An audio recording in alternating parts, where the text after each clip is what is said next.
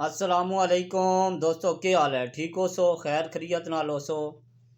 अल्लाह पाक तुहानू सेहत देवे, खुश रहो, आबाद रहो, वसते रहो। फरमाइश आई है, फरमाइश करने वाले राजा उस्मान जौड़ी आला, तहसील जेलम, ज़िला जेलम। भरा ने जनाब बड़ियां मुहब्बतां नाल फरमाइश की है, शेर नहीं। राजा साहब जिथे भी हो खुश रहो, आबाद रहो, वसते रहो, मेरियां तुहाड़े वास्ते दुआवां। ते राजे ने नां ते जनाब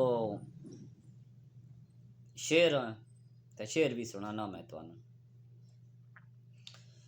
केड़ी केड़ी मैं ता करां तारीफ तेरी,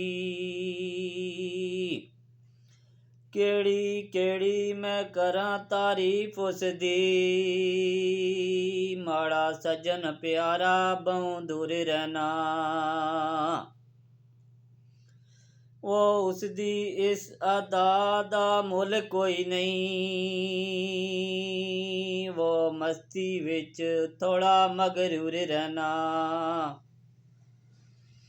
ओ बेवफा कदी नहीं हो सकदा,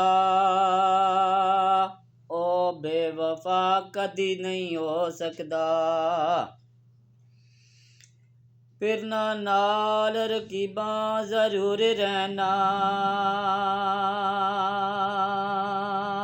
ओ कदी सालां विच एक दिन अलिया से मिलदा, ओ कदी सालां विच एक दिन उस्मान मिलदा, ओ सारा साल विच मसरूफ रहंदा। उस्मान साहब लव यू हो गया तुहाडे नाल भी।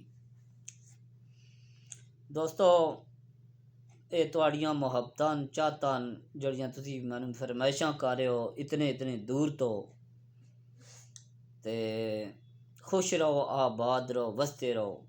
अल्लाह पाक सारियां नूं इज्जतां देवे, जिथे जिथे भी हैं, जिस जिस सीट ते भी बैठे न। ते खसूसन जनाब कमाल रज़ा साहब लव यू होगा तुहाडे नाल, यूसी नाला। कमाल रज़ा साहब मुहब्बतें ही तुहाड़ियां बहु न, बड़ी सपोर्ट कर रहे हो जनाब। लव यू हो गया तुहाडे नाल भी।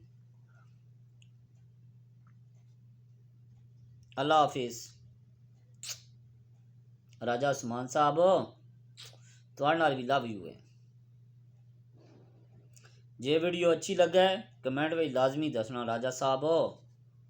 तो और दोस्तों जिन्होंने भी ये वीडियो अच्छी लगे, को कमी पेशी रह गई है तो तां भी जनाब लाजमी दसना में, ठीक है। तो इस तरह दे अल्लाह पाक सारियां नूं। अल्लाह हाफिज़।